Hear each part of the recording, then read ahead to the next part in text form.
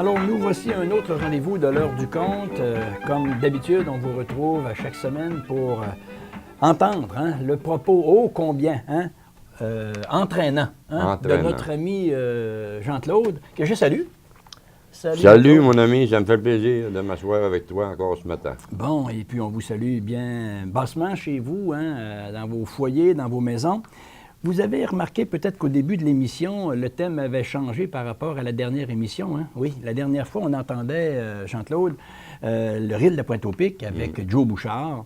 Mais on se devait, pour terminer la série là, qui nous interpelle avec ton conte, là, de faire un petit clin d'œil avec un musicien de chez nous, un grand musicien de chez nous, puis pas à peu près, on va en parler tantôt. Et surtout, un air qui porte sur la Baie-Saint-Paul, c'est le rire de la Baie-Saint-Paul. Le rire de la Baie-Saint-Paul. Et on a nommé... Ulysse Potvin. Ulysse Potvin, bien oui. Le frère d'Alire, Louis-Marie, André et compagnie, fils de Johnny Potvin, comme on sait, qui demeurait dans le rang de Saint-Ours. Le Saint-Ours. Et qui a déménagé la maison plus tard. côté de l'école, le Saint-Ours. Ben oui, ils sont retrouvés aussi dans la rue des Cèdres, pas très loin de chez nous, oui. Il y a plusieurs années. Puis en fin de carrière, pour faire un bout de vite, là, il a continué à jouer de la musique, mais il a gagné sa vie comme cuisinier sur la Basse-Côte-Nord. Il travaillait pour la compagnie Crowley. Crowley, sur la Basse-Côte-Nord. Ulysse Potvin, qui a marié une femme de Saint-Hilarion, Janine Tremblay, et ça vous fait référence qu'à Clermont, le restaurant chez Janine. Alors, c'était pour son épouse. Je l'avais laissé, celui-là. Ah ben oui. Et puis, regarde, on va regarder dans un journal, c'est Jacques Labrec, dans les années 70, en fait 78, qui a publié dans sa collection Patrimoine une série de disques sur les musiciens traditionnels. Là, on voit ici donc tout le premier album avec de bas en haut, Claude Jean, Isidore Lavoie, Ulysse Potvin, qui est au bout de mon doigt ici, et Claude Jean en haut. Tout en haut. En bas, c'est Paul Martel, je m'excuse, Paul Martel. Alors, c'est les 4 qui se retrouvent sur cet album-là. Ulysse Potvin en avait 4 pièces sur ce disque-là. Les gens qui nous écoutent connaissent peut-être une autre version de cet album-là qui a un fond plus grisâtre ou beige léger. C'est le même album en termes de contenu. Alors, ça, c'est en 78. Si tu me permets, Osée, je voudrais ajouter juste un petit mot. La photo représente Paul Martel quand il était jeune avec son père. C'est la vieille maison de chez Petit Martel. Tu parles du fond de scène général du disque ici, là, à l'arrière-plan de l'album, effectivement. Exactement. Et en marge de ça, dans le journal Le Plein Jour sur Charlevoix, je vous partage ici un article que vous allez voir. Normand va nous faire un gros plan possible sur Ulysse Potvin, ici, avec son violon, qui est un violonneux. C'est comme ça qu'il faut les appeler, les gens qui font du violon traditionnel, de la musique traditionnelle. Alors, c'est un article qui parle de lui en marge de la sortie de ce disque-là. Et je vous disais qu'on allait parler du reel de la Baie-Saint-Paul qui n'a jamais été endisqué, Jean-Claude. Jamais. Et c'est un très beau reel.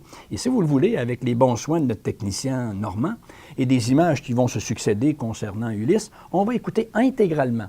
Intégralement, je suis d'accord avec ça. Intégralement, si tu le veux bien, Jean-Claude. On prend un peu de temps sur ton compte. Ça dure 2 minutes, écoute. Mais ça court une couple de minutes. Plus longtemps. Et Normand, on s'en va en régie et on écoute le reel de la Baie-Saint-Paul que vous allez découvrir maintenant.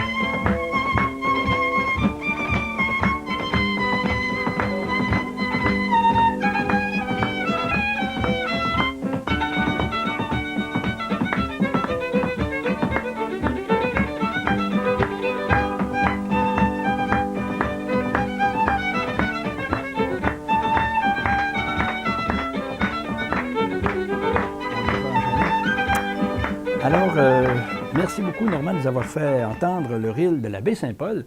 Comme je vous disais, il n'a jamais été endisqué. Il aurait pu l'être, hein, bien sûr. C'est un beau reel. D'autant que Ulysse Potvin, à mon goût aussi, est un violonneux de grand calibre, je te dirais même, Jean-Claude, comparable à Joe Bouchard, à certains égards, au niveau de ses notes en particulier. On s'entend là-dessus parce qu'il faisait des notes très hautes. Il devait trouver le moyen de s'attirer la poignette de quelque façon pour monter assez haut sur son violon. Alors que Joe Bouchard avait des grandes mains, des grands doigts. Lui était plus normal, comme la grosseur d'un homme ordinaire. Voilà. Mais il sortait ces notes-là très aiguës. On peut dire aussi hein, de Ulysse qu'il n'avait pas la prétention de vouloir tant que ça s'exhiber puis se montrer non plus. C'est un homme très, très réservé. Pour pas dire gêné. Il ne courait pas après les endisquements, on va dire, pour endisquer ses pièces. Au contraire, il était plutôt réservé. Il a fait quelques spectacles, ça et là, dans Charlevoix au cours de sa carrière, au cours de sa vie. Mais, bon, Ulysse Potvin, qui nous a quittés il y a quelque temps, hein, il n'y a pas si longtemps que ça, peut-être 1 an ou 2 environ, 2 ans, à peu près 2 ans environ. Sa dame est toujours là à Clermont, dans la maison familiale, que nous saluons d'aventure, Bonjour, si elle nous écoute. Et les membres de la famille, bien sûr, s'il y en a qui nous écoutent. Son garçon, avec qui tu transiges, là. Denis. Denis, qui demeure à Clermont. Eh oui. Et puis, ben voilà. Alors, c'était comme un petit plus là, pour terminer notre série de contes, notre conte. Et on enchaîne, Jean-Claude. On se prépare pour aller à un gala d'amateurs à Beaupré, là, si je ne m'abuse. La dernière fois, là, on se prépare les neurones, hein, on se prépare un peu les doigts, ou si on se réchauffe, pour un gala d'amateurs qui va avoir lieu à Beaupré. À Beaupré, au sous-sol de l'église de Beaupré. Parlant de Beaupré, veux-tu qu'on va regarder à l'écran des images de la construction de la côte de la Miche, puisqu'on s'en va à Beaupré? Faisons ça tout de suite. On va aller voir ça. Une image vue en regardant vers l'ouest, une autre en regardant vers l'est. En revenant vers ici. Tout juste fraîchement construit. Ça va rappeler des souvenirs aux gens qui ont vu ça dans les années 60. Quand la côte a été bûchée, là, voilà. Juste avant qu'ils plantent des petits arbres. En 66 qu'elle a été construite. Je me rappelle de ça. Jouxtée, 66, 67. Alors, les images nous font voir ça. Ça va rappeler des souvenirs aux gens qui nous écoutent. Et donc, on s'en va vers Beaupré avec cette photo-là. Tu vas montrer d'autres images. Tu veux les nommer en passant, là, pendant que... que les gens s'attardent à voir. Vous allez voir la dalle, par exemple. Vous allez voir le moulin de Beaupré. Vous allez voir une couple d'autres choses. Rosaire, il a réussi à faire des miracles. Il faut fouiller dans ces vieilles choses, là, puis toutes les choses qui ont été très bien conservées chez lui, pour nous sortir ces images-là. Parce que la côte dont on parle, là, le monde pense que les gens d'aujourd'hui, ils pensent qu'elle a toujours été asphaltée, puis qu'il y a toujours eu des grands pins gris de même dans la côte, là. Mais ça n'a pas toujours été ça. Avant ça, on faisait le tour par Saint-Joachim, puis on montait en avant de la côte du Grosse-Pierre. Puis c'est depuis 66 qu'on monte 66. Elle n'est même pas asphaltée sur les photos qu'on regarde là. Alors, c'est un petit clin d'œil souvenir, puis on s'en va à Beaupré pour notre gala d'amateurs, puis on enchaîne ton compte avec ces images-là, Jean-Claude. Bon, bien, il se prépare justement pour aller là, puis notre ami, le boss François, qui est le patron de Tipol, l'a fait mesurer les dernières piles de bois qu'il y avait à mesurer en forêt, puis il marche en avant de lui, puis il traîne Tipol quasiment parce qu'il marche vite, lui, il est accoutumé. Il fait rien que ça, marcher dans le bois pour plaquer. Il y a un bon pas. Oui, très bien. Il y a un bon pas. En s'arrêtant, il dit à Tipol, pardon, ça commence mal. As-tu remarqué qu'il y a rien qui embarrasse dans le chemin? Oui, c'est bien propre. Puis ça penche pas ni d'un bord ni de l'autre, là. T'as-tu vu, là? Ben, c'est ça. C'est ça, a repris le patron. Et d'ajouter aussitôt qu'il y a un pied de neige, là, de tomber, là. Mais quand on a des chemins bien faits comme ça, là, on passe un coup de rouleau. Le rouleau, c'était un gros rouleau en bois, là, sur lequel on avait attelé un cheval. Puis il passait 2 coups. La neige était tapée, puis il était capable de charroyer tout de suite. Oui, pour taper le chemin. Oui. Un peu plus loin, ils s'arrêtèrent devant 2 hommes qui travaillaient à combler un escarpement avec des chicots, du bois mort, puis des branches de pinette. Vois-tu, mon homme, là? C'est à ça que ça sert, un bon guédi, parce qu'on vous a expliqué le mot guédi, là. La personne qui travaille à ces jours, on appelle ça des guédis. C'est une appellation qui venait des Suédois, puis je ne sais pas en quelle langue ça peut être, mais ils sont restés avec ça, eux autres. Des langues du nord de l'Europe, là. Bon, pour que les charretiers disent peuvent travailler à leurs aises, pas toujours être renversés. suis sorti quand le chemin penche. Il renverse, tu as trouvé le ramasser. Il perd son voyage. Bon. Là, il y a beaucoup de temps perdu, là. En marche forcée, ça va vite. Là. Notre jeune mesureur eut beaucoup plus de misère à suivre son patron pour les 7 ou 8 derniers serpents. En effet, il marchait en plein bois et François se guidait sur les plaques qu'il avait faites le matin même pour arriver en face de la cache numéro 2. Paul traînait de la patte derrière François, qui lui dit « Ah, je t'en ai trop demandé, mon homme, hein? Assis-toi, là, je vais revenir te chercher avec un pick-up. » Le jeune mesureur se laissa presque tomber par terre, tellement il était rendu à bout. Son patron l'aida à se relever, le soutient jusqu'à la cache, qu'il débarra et l'aida à se coucher sur la pile de bois. « Dors un somme, là. Je vais revenir te chercher, ça sera pas long. » Et le patron de s'en aller vers le camp, tout en regrettant d'en avoir demandé autant à son jeune protégé. « On se bat, dit-il à haute voix. Moi, je fais que ça marcher un cœur de jour. Tu t'es entraîné? Pauvre petit homme. J'espère que je ne l'ai pas rendu malade, dit-il encore, en hâtant le pas encore vers le camp. Quand il revint avec le vieil international pick-up 39, j'ai ça chez nous, j'avais bien dû apporter ça. Oui. Pick-up 39, miniature que Jack, mon beau-frère, m'a donné. À la prochaine fois. On y pensera. Mais tu me l'as demandé, pourtant, t'as-tu quelque chose? Puis là, j'y pense, là, parce que, bon. On ne peut pas tout penser. Non. On peut pas tout se rappeler. Pas grave.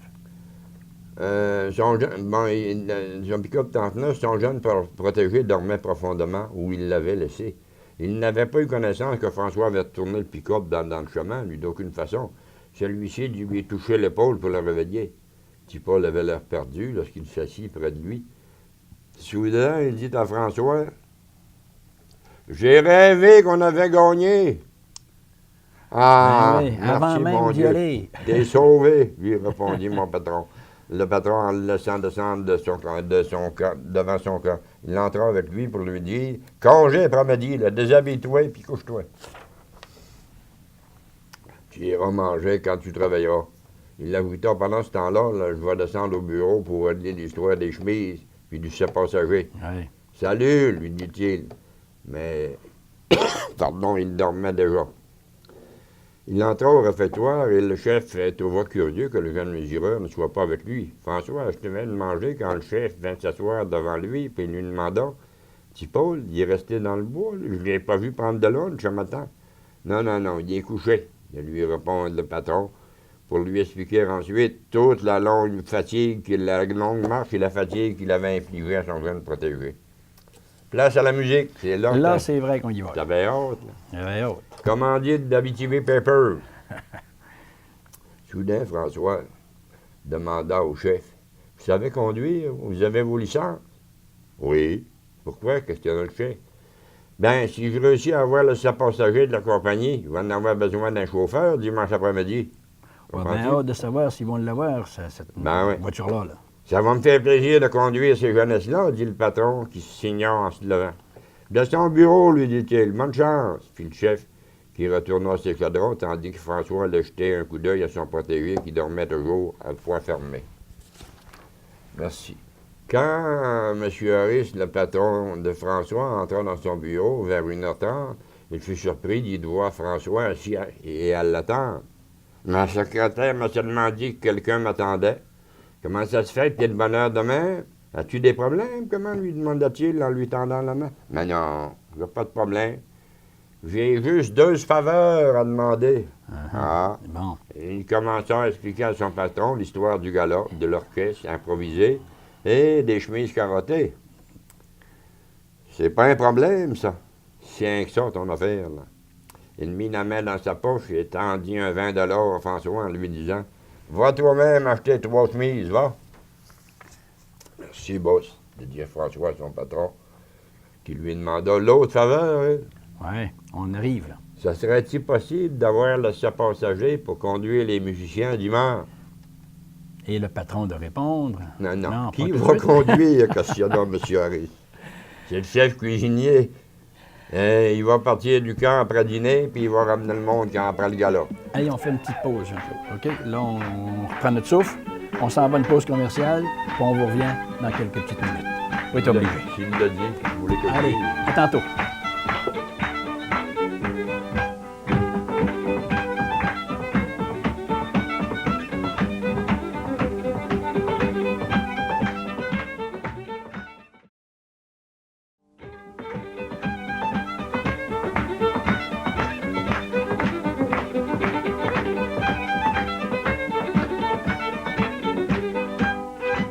Alors, on est de retour. On s'était laissé avec... on attend une réponse là, du foreman ou du boss là, pour la voiture, c'est passager. Là. On y arrive.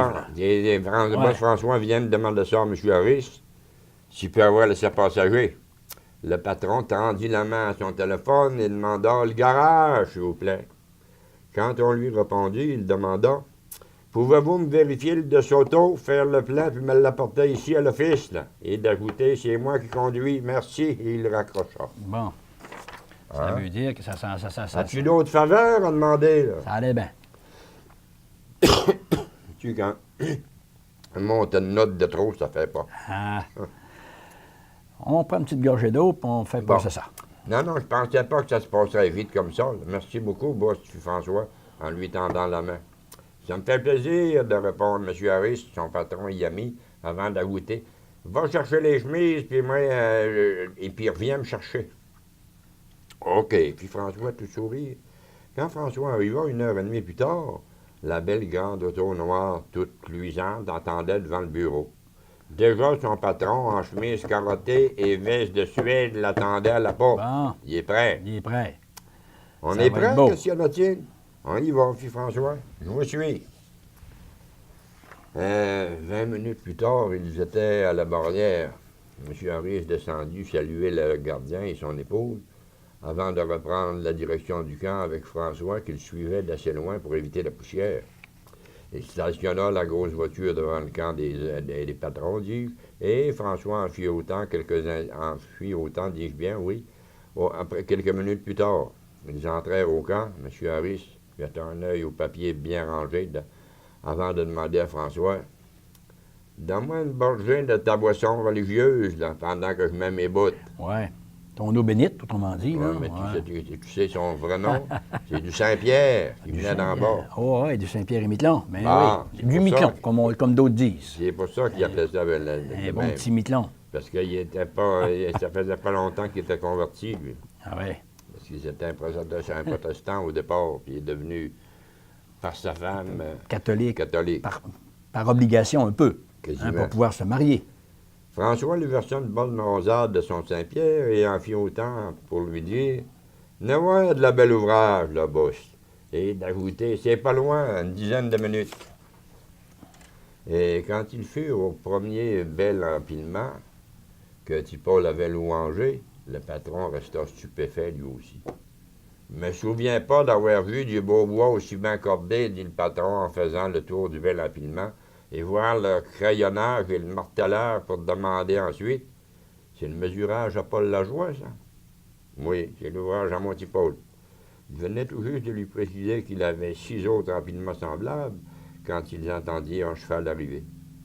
Ah, c'est Bob l'équipe et l'équipe de M. Georges. Ma première équipe, fit François tout fier. Et le patron de donner la main à chacun avant de les féliciter. J'ai été avec mon père dans le bois. Là. J'ai fait le job à François pendant 15 ans, moi. Puis je me souviens pas d'avoir vu du bel ouvrage comme ça. Je suis vraiment fier de vous le dire. Et M. Georges le répond, non, c'est boss François qui nous a montré à travailler comme ça. Là. Puis on n'a jamais changé. Change pas, fit le patron, en laissant passer le cheval, suivi des 5 membres de l'équipe, tous très fiers. Allons souper, fit M. Harris en revenant du deuxième empilement, après qu'il l'eut trouvé aussi beau que le premier. En entrant au camp des patrons, François versa une autre rasade à son patron et s'excusa avant de sortir pour aller au camp des mesureurs. Il fut très surpris de voir son petit protégé debout, à son comptoir, où il revisait ses notes. « T'es mieux? » lui demanda-t-il. « Oui. Le chef est venu me donner un beau bouillon de bœuf à 3 heures. Je me suis rendormi puis je viens juste de me lever, dit-il en s'étirant le bras. As-tu des bonnes nouvelles? Demanda le jeune homme. Traverse à mon camp, lui dit-il. Là. Pour toute réponse, on va voir ça, tu vas voir. Monsieur Harris, fit le jeune homme, en apercevant le grand patron de la division forestière, lui tendit la main, que l'autre serra amicalement. Vous êtes venu à l'inspection, lui demanda le jeune mesureur. Non, je suis venu entendre les musiciens, lui dit-il, souriant. Après le souper seulement, fit François en se levant, pour lui donner le paquet qu'il prit. sur le comptoir. C'est quoi ça? Questionna-t-il, hein? La note était basse, là. Oh, fit François. Nos chemises, cria-t-il. Merci, M. Harris. Sans plus tarder, il vérifia la pointure, endossa la plus petite et s'approcha du miroir tout fier. Et il alla encore tendre la main au patron et le remercier. Venez-vous-en, fit-il, en sortant avec le paquet contenant les 2 autres chemises. Il précédait les 2 hommes quand il aperçut la grosse voiture noire. C'est-il encore les polices? Demanda le jeune homme inquiet. Non, n'aie pas peur, fit François. C'est pour nous autres dimanche. Oui, on se prépare, là. Ouais. Il s'arrêta pour encore donner la main au patron et lui dit Vous avez dit oui à tout ce que François vous a demandé? Ben, j'avais pas de raison de lui refuser ça, de répondre le patron en entrant derrière François. Petit Paul s'avança jusqu'au chef pour lui montrer sa chemise et lui donner le sac. Non, fit le chef. Fais ça toi-même. Va.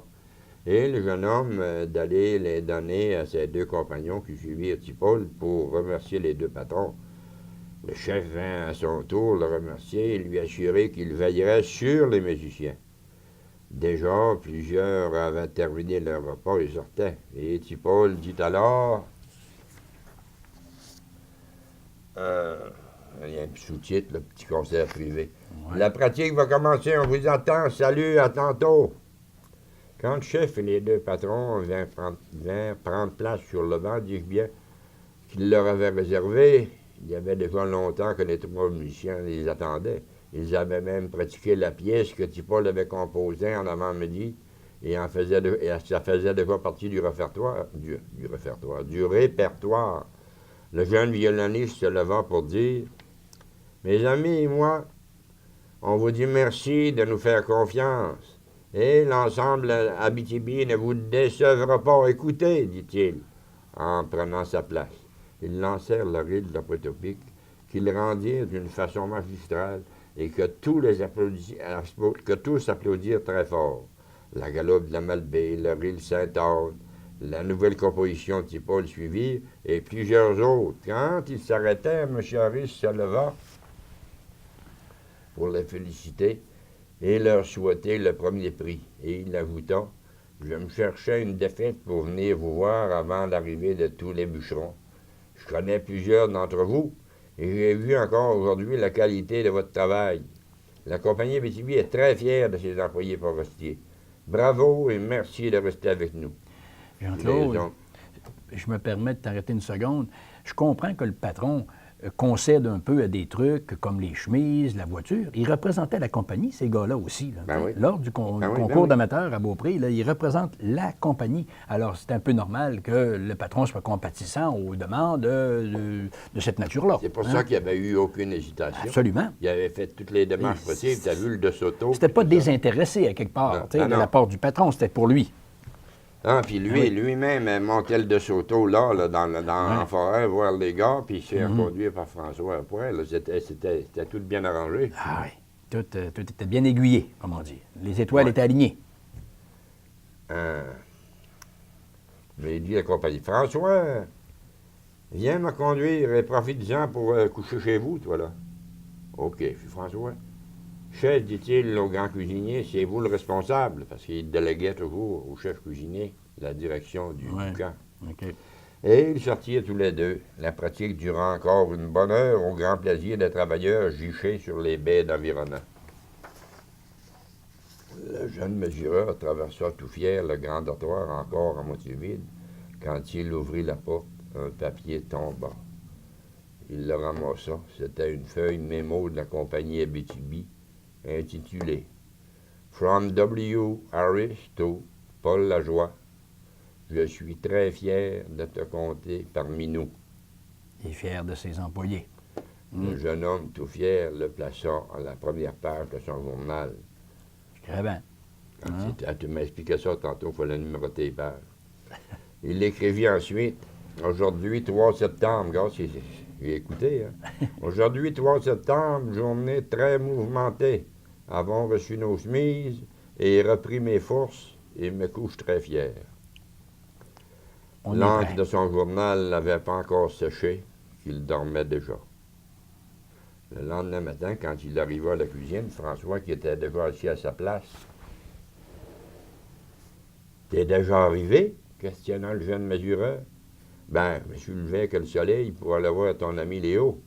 Il t'envoie ça, là, dit-il, en lui tendant un beau coup de papier qu'il lui avait sculpté et dont la poignée représentait un beau castor. Il y avait des talents, ces gars-là. C'est beau. Ah, pardon? Il y avait des talents, ces gars-là. Ben oui. Hein? La musique, sculpteur, Ouais. chanteur. Il avait des talents dans ce temps-là. Oh, qu'il est beau! Merci! Et il l'ajouta. Tu l'as vu? Ben, il va très bien. Il était content de me voir. Et il te salue et te remercie. Il m'a donné une perdrix et un lièvre. Le chef va nous faire une bonne tourtière pour dîner. Ça, c'est encore des bonnes nouvelles, fit le jeune mesureur avant de le questionner. Je fais quoi aujourd'hui, là? Tu vas mesurer là où les dernières piles de chacune des équipes finissent. Et il ajouta, tu te feras une belle marque rouge ou tu vas arrêter de mesurer. OK, boss, fit le jeune mesureur, et d'ajouter, je vais prendre 2 belles sanguines bien neuves avant de partir. Et François de répliquer, oublie pas de venir manger de la tourtière à midi, là. Je serai là, de dire le jeune mesureur, en se levant, portait son assiette vide et saluait le chef, qui lui répéta la même consigne. Et le jeune homme de sortir en saluant François, qui écrivait dans son petit calepin noir. Il se rendit au camp des mesureurs, ramassa son équipement, n'oubliait pas les 2 sanguines rouges neuves et sortit en sifflotant.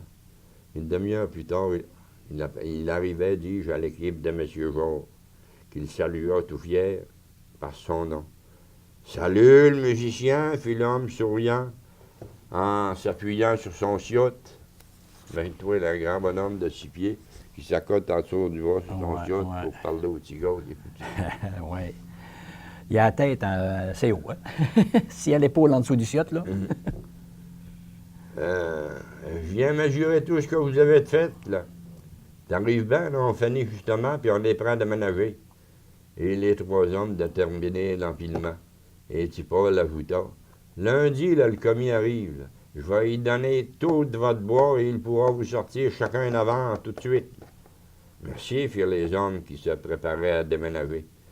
Vous saluerez Mandoline. Tu sais que son chum, Mandoline, c'est lui qui abat dans la forêt. Vous saluerez Mandoline, leur dit-il en commençant à mesurer ce dernier empilement où il trouva encore 40 corps.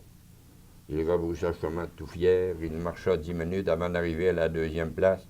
Arrivé au dernier empilement que les gars avaient dû terminer la veille au soir, il mesura 30 corps. Mais il fit des X un peu sur une dizaine de bûches creuses.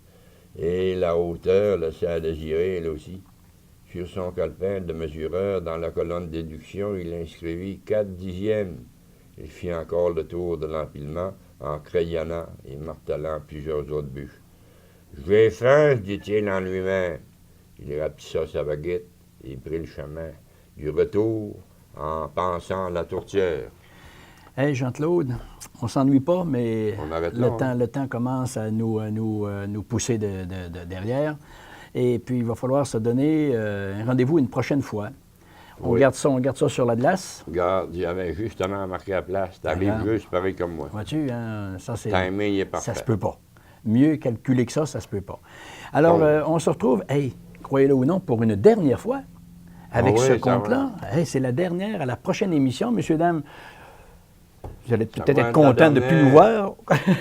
Mais écoute, ça va être la dernière, mais je pense, on a parlé de ça avec Rosaire, qu'on va se manger pour vous parler encore une couple d'émissions encore après.